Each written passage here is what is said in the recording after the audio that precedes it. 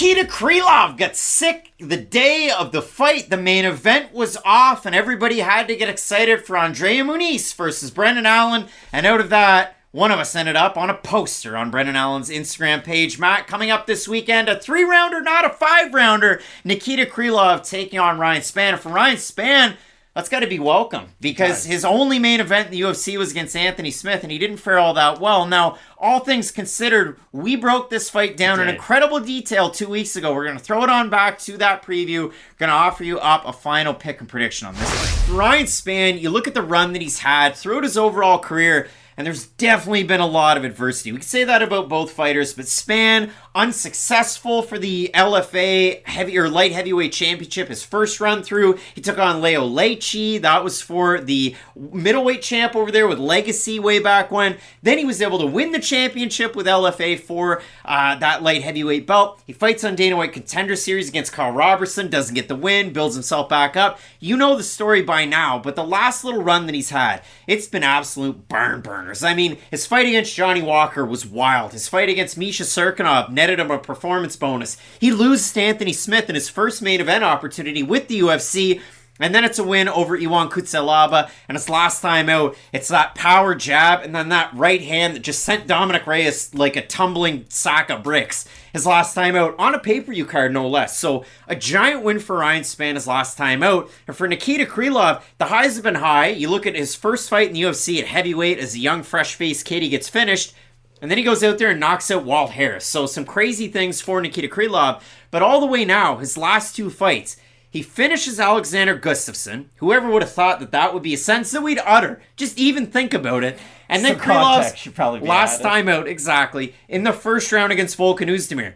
I mean, he got banged like Lisa Ann in the 90s. And then he withstood that. And even one of the judges, 30-27 out there, good second round, good third round. Nikita Krylov was able to withstand that punishment and just keep on ticking and really show why he's become a durable, well-rounded fighter in some of these matchups. A durable, well-rounded fighter in some of... It's like Sex Panther. It works 60% of the time every single time. Nikita Krylov is a lot like the Death Star in Star Wars. It's really pretty and fancy when you look at it from the outside, but it tends to have that one weakness that if you can exploit, it all goes to hell. And that's the thing for Nikita Krylov. Never been knocked down in light heavyweight, but he's been put on skates. Nikita Krylov defensively does have some liabilities, not only with his striking, but even defensively with some of his grappling. He's one of these fighters who from top position, when he's able to land his own ground and pound, he has very good elbows in the top position. He does a great job of kind of, softening up his opponent to go for his own submissions, but when he does fight other guys who do have more of a wrestling advantage over him, even go back and watch the Jan Blachowicz fight. And I know Jan is a very good fighter, but grappling isn't necessarily the first thing you think of when you think about Jan Blachowicz, and he was able to get Krylov's back, apply the rear naked choke. He looked really good with his own grappling in that matchup, and that's why I've always had a really hard time predicting a Nikita Krylov fight, because the highs are so high, but the lows can be very low too, and he does have a very wonky style of fighting. It's on the outside, he keeps his hands kind of low, he'll throw a lot of kicks. He is a heavy-handed fighter, but that's the one thing I will say. He does not want to get into a boxing match with a guy like Ryan Spann, because the one thing that I do worry about for Spann in this matchup is, and you would kind of mention it, his last two losses are to Johnny Walker and Anthony Smith.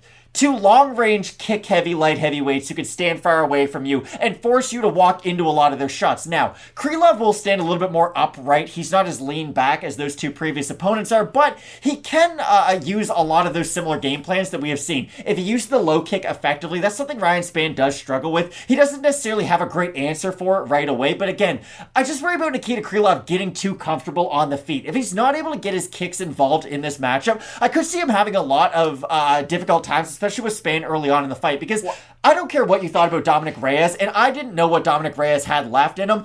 I didn't think Ryan Spann had that type of performance in his back pocket. Yeah, Ryan Spann fights like he's got a car parked outside, and he hasn't fed the meter, so he's got to get really quick and get moving. And for Spann, he's not paid by the hour. And if you look at it for Nikita Krylov, he can play the long game, and that's not always the fun thing, but some fights, they're barn burners. But some fights, like his fight against Johnny Walker, he fought to his game plan, he took him down, he was just a wet blanket over him, so MMA math says, well, Johnny Walker beat Ryan Spann by knockout, and Nikita Krylov beat Johnny Walker by decision. Krylov wins, but it's not that way, because for Spann, he's been susceptible to that finish twice. Once against Karl Robertson, arms locked up against the cage, elbows land, Spann's finished. Same thing happened against Johnny Walker. For Spann, what does he do so well? He's so tall and he's so big. I don't know how he made middleweight before, because he's a giant light heavyweight.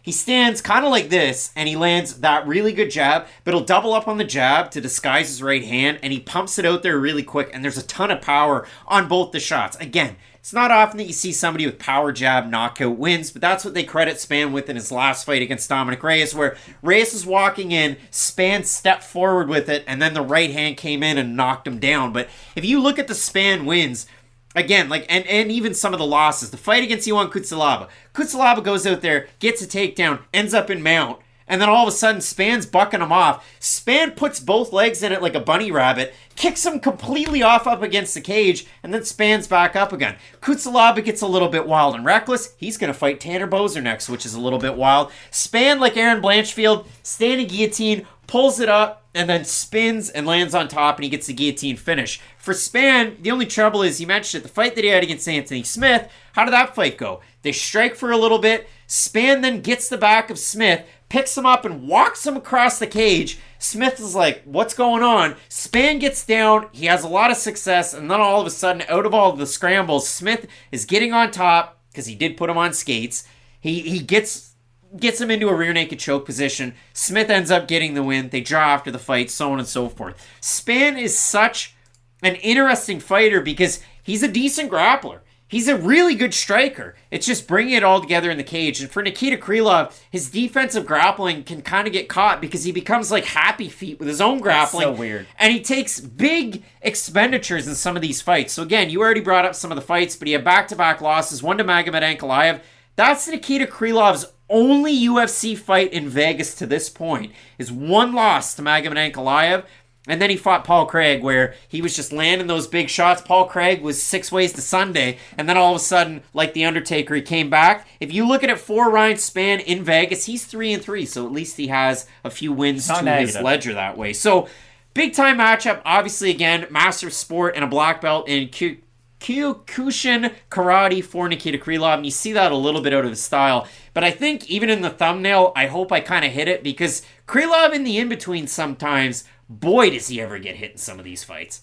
And I don't know if you know this, but Ryan Spann hits so effing hard in those in-betweens that it is a really dangerous fight for Krylov. But again, Krylov has the more methods to win this fight. He does have the improved grappling, but that's the weird thing about Krylov and his grappling. I have no idea what my opinion is of Nikita Krylov on the mat. I've seen him get submitted by Paul Craig, which is the end of the world. A lot of good fighters have been submitted by Paul Craig. But sometimes in long grappling sequences, he can look dominant. And other times, he does seem to be a bit of a step behind. So for those reasons, I don't think Spann's going to have success in the grappling in this matchup. I will say that. If Spann goes for a takedown, I think it'll be one of those where Nikita Krylov's butt hits the ground and they get right back up. We might see a little bit more clinch control from that. I think it's a very dangerous fight for Krylov to fight if he's the one on the back foot trying to measure Ryan Spann for a power shot, because Spann moving forward is a terrifying force to deal with. But I do find myself favoring Krylov just because he does have the more methods in this fight.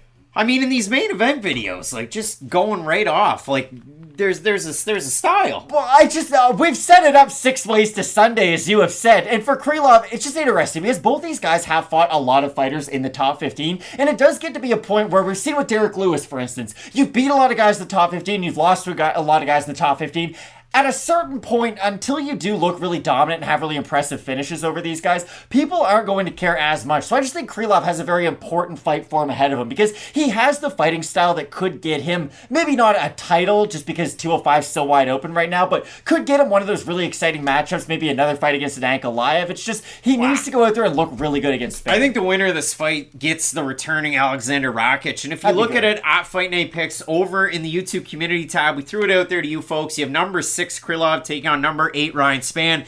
51% with Krylov, like 49% with Ryan Spann. The comments, Classical Andrew, thought the Oezdemir fight was an impressive performance for Krylov. For some reason, I don't find myself putting too much stock in those last 2 Spann wins. I got Krylov by sub. The one and only Krylov is going to expose Spann for being a glass cannon. That's rude. Spann is dangerous early, but I don't trust him the longer the fight goes on.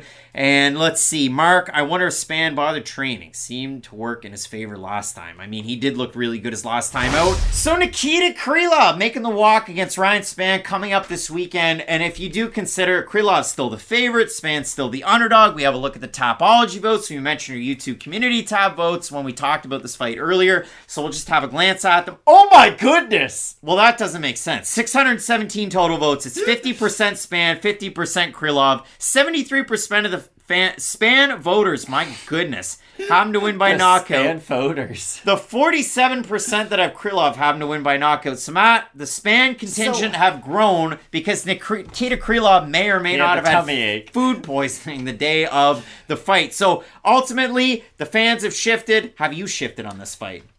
You like the 1975 way more than I do, but I've hung out with girls in their mid-20s, so I've had a change of heart, Craig. Oh, boy. I'm going with Ryan Spann in the matchup now. I did like Nikita Krylov initially when we broke it down, and like Craig has said, he's going to put the initial video in there so you can hear what we initially said about this fight, but I thought it was a really close fight when we broke it down, and we had both said on question mark kicks when we had our final breakdown of the fight that, hey, it's close, and I had thought about switching my pick on question mark kicks, and I do think that the subtraction of 2 additional rounds in this fight is enough for me to pick Ryan Spann in the matchup. I worry about the defensive grappling of him, I definitely do, but I do think his power is going to be carried in a larger percentage of the fight, because here's the thing, if he can just win 2 rounds in this matchup, he can win the fight. If he won 2 rounds in the last matchup, you still need to worry about him not getting finished for an additional 15 minutes, so I still think it's a very close fight. I don't really think there's an incorrect pick in this one, but I do ever so slightly side with Ryan Spann now. I'm going to stick with it. I'm going to go with Nikita Krylov. I think he just has that grappling advantage in this fight, but we've seen Ryan Spann turn that table on a lot of different fighters, chief among those wins that Ion Cutelaba fight not that long ago. So